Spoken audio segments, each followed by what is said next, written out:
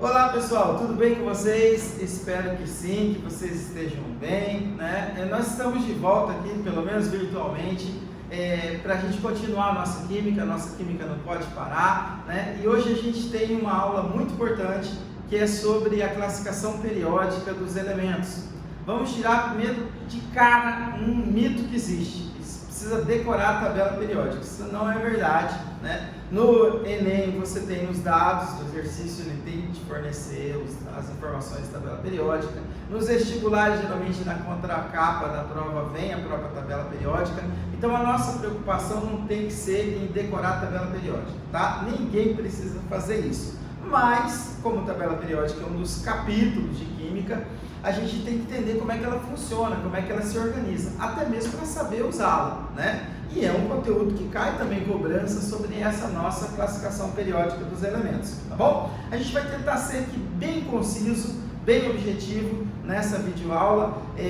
O nosso tempo é um pouquinho mais reduzido, né, na videoaula, mas a gente vai tentar aqui não perder a qualidade das informações. E não esqueçam, depois da videoaula, vocês vão para os exercícios lá da apostila e eu estou à disposição de vocês virtualmente lá, para vocês mandarem todas as dúvidas que vocês tiverem, à medida do possível a gente vai respondendo, ok? Beleza? Vamos lá então?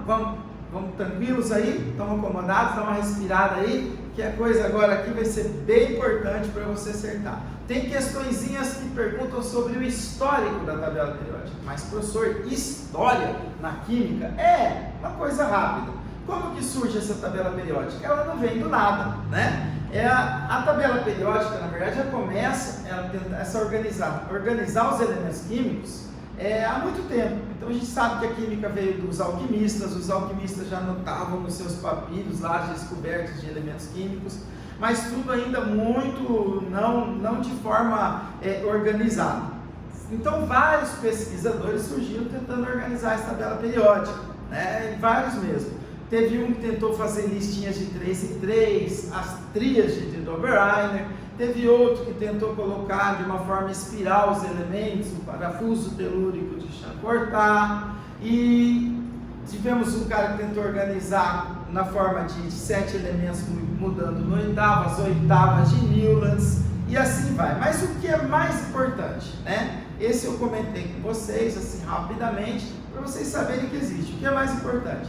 A tabela periódica moderna, ela foi proposta por um russo, né? Que a gente encontra o nome desse cara escrito de tudo quanto é jeito, afinal o cara era russo, né? Mas, praticamente, a gente entende o nome dele de uma forma melhorzinha, é como Mendeleev. Mendeleev, simplificando aí o nome dele para o nosso português. O que o Mendeleev fez? Ele organizou essa tabela periódica como a gente conhece.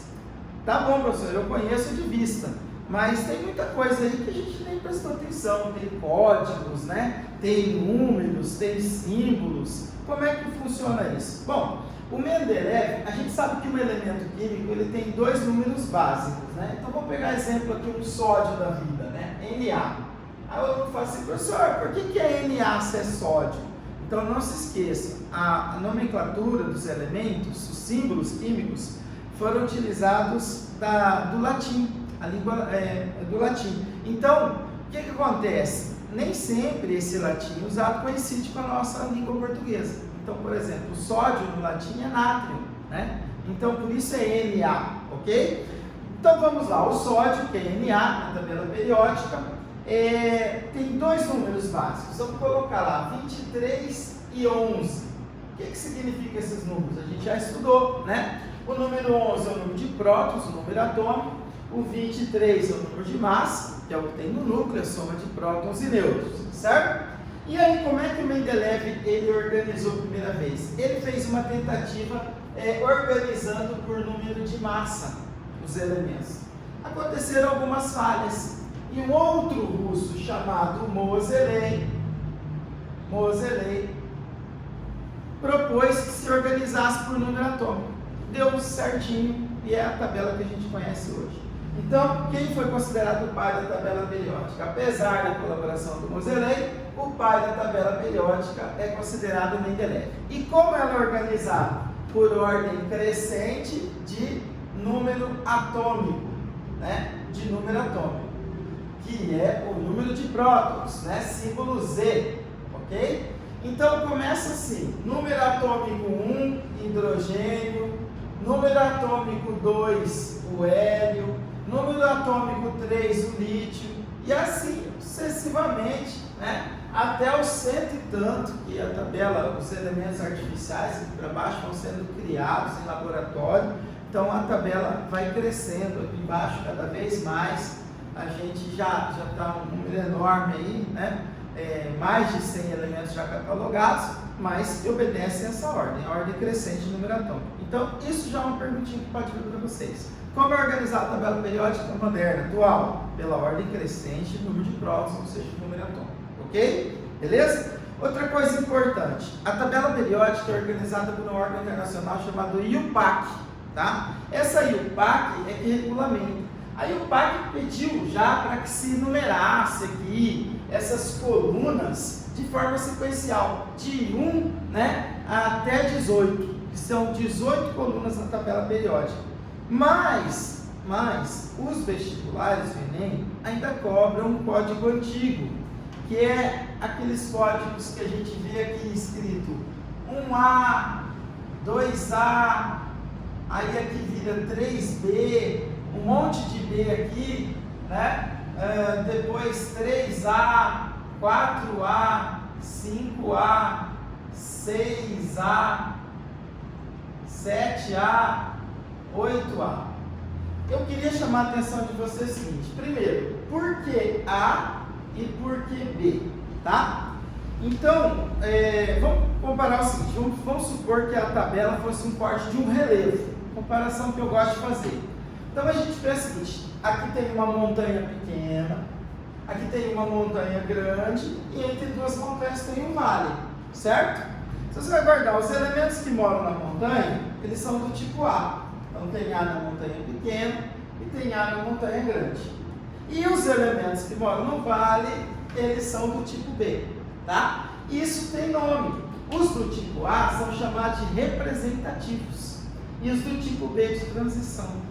Opa, então volta. O que nós já aprendemos? Que a tabela periódica, né, tem dois tipos de código. Os elementos do tipo A, representativos, e aqui também representativos, e os de transição do vale, certo? Para começar, só isso aí.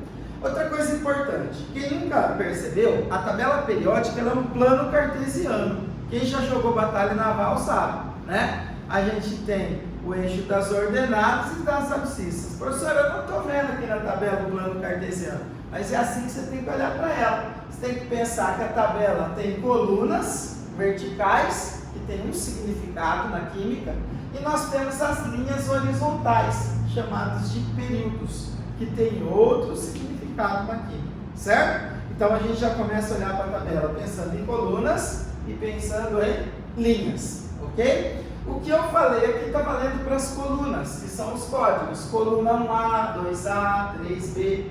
Professor, o que tem na coluna de importante? Já registra aí. O que tem de importante na coluna é que nós estamos no mesmo grupo ou família. E daí, professor? E daí a maioria dos elementos ali tem propriedades físicas e químicas semelhantes, tá? E uma coisa importante, quantidade de elétrons na última camada, conhecido como camada de valência, certo? Já vai guardando isso aí, estou só adiantando. Se você não entendeu muito bem, não esquenta a cabeça que mais para frente a gente vai repetir isso aí melhor, tá bom? Só para você ter uma geral aí, ok? Vamos continuar então. Como que eu sei que o elemento vai ser representativo, professor? Vai depender daquela configuração eletrônica da aula passada. Lembra do Linus Pauling? 1S2, 2S2, 2P6, 3S2, aquela das setinhas? Então, aquela configuração eletrônica vai caracterizar o elemento ou como representativo ou como de transição. Caramba, é mesmo? Como é que funciona? Então, olha só. Tá vendo a galera aqui da montanha pequena? Todos da montanha pequena, 1A e 2A, têm distribuição eletrônica ou configuração eletrônica terminada em S. Sério? Isso aí. Pode fazer um teste. Se você for lá na tabela periódica, pegar qualquer elemento da 1A e 2A, fizer a distribuição eletrônica, vai terminar em S, tá? Então, por exemplo, hidrogênio, 1 de número atômico, 1 elétron, 1S1, vai terminar em S, tá fácil. Pega um sódio, 11, vai para 1S2, 2S2, 2P6, 3S1, deu 11, terminou em S, ok? Então, toda a galera que termina em S. E da montanha grande? Bom, você toma cuidado só com o hélio, que é o único que termina em P, o único que termina em S. Mas os demais todos vão terminar em P, ok? Então, olha só, o que eu vou anotar para você não esquecer. Os representativos vão terminar em S ou vão terminar em P. Em S da montanha pequena e os terminais em P da montanha grande. Pô, legal, né? Isso fica super importante aí para vocês. Você fala assim agora, os de transição. Os de transição, tem dois tipos de transição aqui dentro da tabela, transição comum. Eles são terminados em subnível D, né? Lembra que é S, P, D e F. Esses que estão aqui terminam em D, todos eles. Então, de transição comum vão terminar em, eu fiz aqui, vamos lá, terminar em D ou F. Você fala assim, caramba, e onde é que vão estar esses terminados em F? Se você prestar atenção na tabela periódica, tem uma legendazinha aqui na 3D, ó. Tem uma turminha que sai daqui, dessa posição, os lantanídeos, e uns que saem dessa posição, os actinídeos, que é um montão de elementos, e a gente escreve aqui embaixo. Então aqui vão estar todos os lantanídeos e aqui vão estar os actinídeos. E essa turminha aqui tem configuração eletrônica terminada em F. Tá? Então, o que a gente aprendeu hoje? E conforme a distribuição eletrônica ou configuração do elemento, ele está numa região da tabela periódica diferente. Né? Então a gente aprendeu isso. Só para encerrar, né, depois a gente vai treinar essa parte aí, fazer distribuição lá nos exercícios e ver de onde aparece e tal. Tem uma coisa importante aqui que a gente tem que lembrar vocês. As colunas, né, são os grupos ou famílias. Então não vamos esquecer disso. Grupos ou famílias. São as colunas. São as colunas. E essas colunas são 18 colunas. Eu estava falando para vocês no começo, aí o PAC manda numerar direto também, ó. 1, 2, 3, 4, 5, 6, 7, até 18, né? Até 18. Aí você fala assim, tá bom, e como é que eu coloco o nome desses grupos ou famílias? Você pode usar o número sequencial, você pode usar o código, ou você pode usar o primeiro elemento, e agora o mais importante.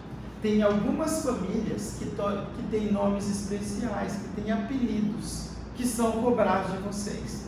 Então tem hora, gente, que a gente tem que guardar umas coisinhas, tem que memorizar, tá? Por quê? Porque cobraram de vocês. Então, pensa só, vamos ver quem que vai lembrar. A família 1A, que é a primeira, já aviso vocês, hein? O hidrogênio, ele não é muito aqui da 1A não, ele está aqui meio de penetra, porque ele nem metal é, tá? Mas a família 1A é conhecida, então, com exceção do hidrogênio que está aqui de penetra, é conhecida como metais alcalinos, tá? Então você tem que guardar que a 1A é chamada de metais alcalinos. Por quê, professor? Ah, porque lá no exercício ele fala um metal alcalino. E aí? Você tem que saber que é da 1A, que termina em S, né? Mas porque a gente vai aprender que tem um elétron só na última camada, tá? E a 2A? A 2A também tem nome especial, parecido, ó. Metais alcalinos, de novo? Sim, só que alcalinos do solo, alcalinos terrosos.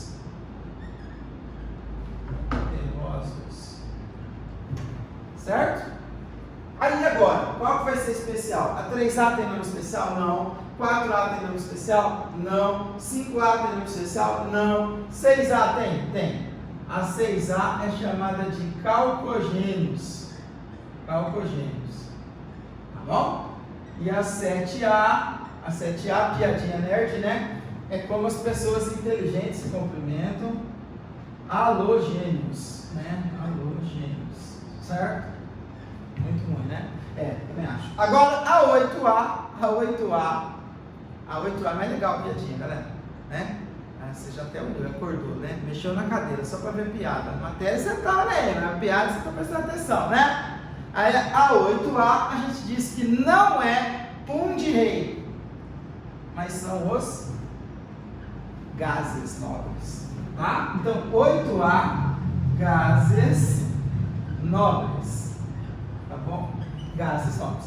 Então, lembra o seguinte, essas famílias têm nomes especiais, essas aí. Agora você fala assim, no começo da aula, você falou que tinha coluna e tinha linha. E qual a importância das linhas? Opa, então chegou a hora. A gente percebe que a tabela tem 7 linhas, né? 1, 2, 3, até 7. Professor, essas duas aqui de baixo, não conta não é 8, 9 não. Essa aqui saiu da sexta e esse aqui é da sétima, com uma legenda, igual aqueles mapinhas na geografia que a gente fazia na escola, colocava legendinha, tá? Então é que essa galera aqui é toda dessa linha e essa aqui dessa de baixo, porque senão aqui essa linha fica enorme, tem um montão de elementos aqui nessa posição, tá bom? Então você fala assim, tá bom, mas e o que significa uma linha? Como é que chama? Então, eu disse que colunas são grupos ou famílias, então nós temos as linhas, que são os períodos. Períodos ou séries. Esse aqui são as linhas. E são linhas. E são 7 linhas. Por que 7 linhas? Você vai lembrar desse número daqui. Lembra quando a gente estudou o modelo de Niels Bohr lá, que tinha as camadas eletrônicas? Que eram 7 camadas? K, L, M, N, O, P e Q? Então, essas linhas representam exatamente isso. Quantas camadas de elétrons tem um elemento químico? Então, olha que legal. Todos os elementos que estão na primeira linha, eles só têm a primeira camada de elétrons, só a camada K. O que está na segunda linha tem 2. Então eu não preciso mais fazer distribuição para saber quantas camadas o elemento tem? Maravilha, né? Você achou agora o caminho mais fácil. Se tiver uma tabela periódica, você olha a linha que o elemento está, você já sabe quantas camadas eletrônicas ele tem. Pô, isso é importante pra caramba, claro, você ganha tempo. Imagina o elemento está na quinta linha.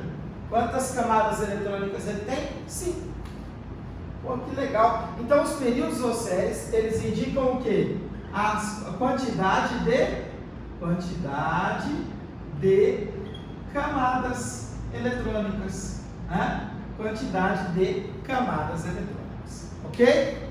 Galera, só para encerrar essa parte, né, que a gente tem tudo que interessa para vocês aí de importante sobre essa primeira aula de classificação periódica. Então, essa última parte agora da aula, a cerejinha do bolo é o seguinte. Quando você olha na tabela coloridinha, bonita, você vai ver que tem regiões da tabela, né?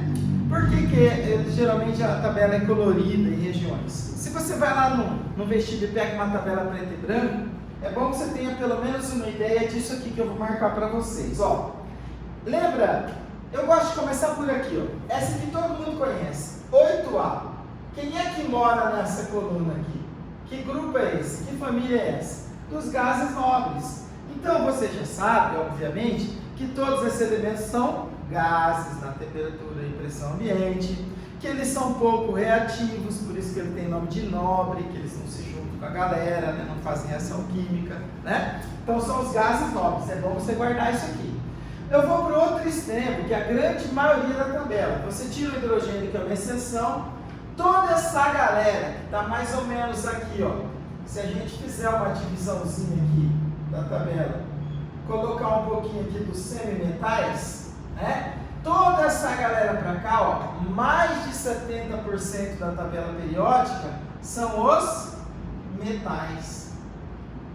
Você fala, caramba, então aqui nós temos os gases nobres, aqui nós temos os metais, oposto dos metais, essa galerinha aqui, ó, não metais, os ametais.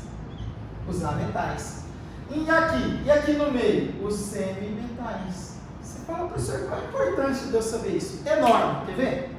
Olha só, quando eu penso no metal, eu penso em alguma coisa que conduz corrente elétrica ou não?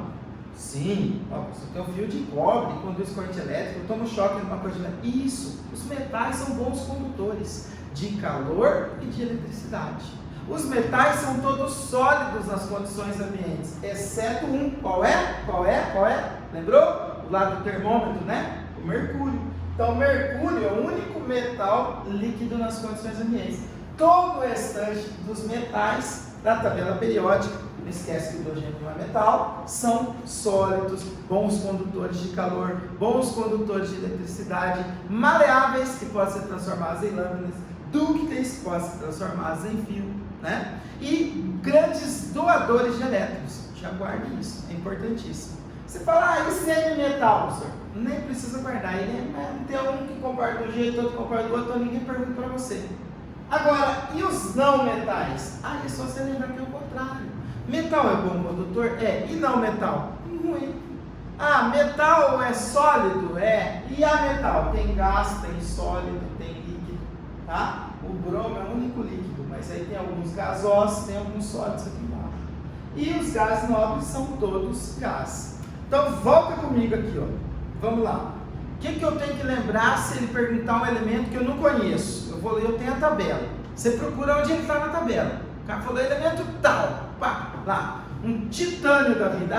Não sei, titânio. Tungstênio? Não sei. Sei lá. Ósmio? Não sei. Vai na tabela. Vai estar na tabela, você procura. Achei lá o ósmio. Está aqui. Pô, caiu nessa área aqui? Ele é um metal. Você já sabe um monte de coisa sobre ele. Se você sabe que ele caiu ali, fala para mim do ósmio. Professor, eu não conheço. Agora você conhece.